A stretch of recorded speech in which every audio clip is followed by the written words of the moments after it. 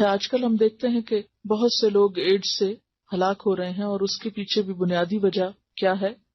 حفظ فروج کا نہ ہونا۔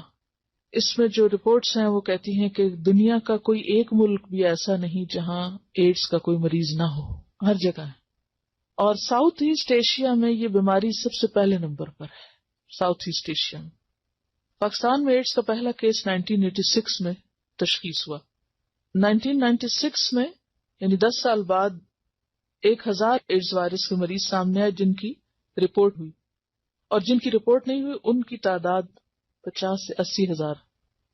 اور سندھ میں 1996 میں ایڈز کے سامنے آنے والے کیسز کی تعداد 318 تھی، لیکن نہ سامنے آنے والے کیسز کی تعداد کہیں زیادہ تھی، اور دن بدن یہ مرض جو ہے بڑھتا جا رہا ہے۔ اور اس کے جو اسباب ہیں، اگرچہ وہ بعض اوقات بلڈ ٹرانسفیوژن اور اس طرح کے اس میں بھی مرض منتقل ہو جاتا ہے، لیکن بنیادی سبب جو ہے وہ جنسی بے راہ روی ہے۔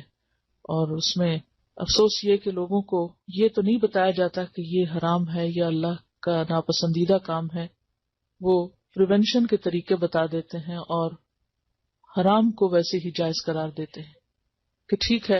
اور چھوٹے چھوٹے بچوں کو بھی یہی سکھایا جاتا ہے کہ وہ جو چاہیں کریں، بس اپنے آپ کو پروٹیکٹ کریں، یعنی سیف سیکس جس کو بولتے ہیں۔ اسلام سیف سیکس کا قائل نہیں ہے، بلکہ وہ کس چیز کا ہے؟ نکاح کا قائل ہے کہ اپنے آپ کو اس بڑے قلعے میں بند کریں اور جنسی بے راہ روی سے پرہیز کریں۔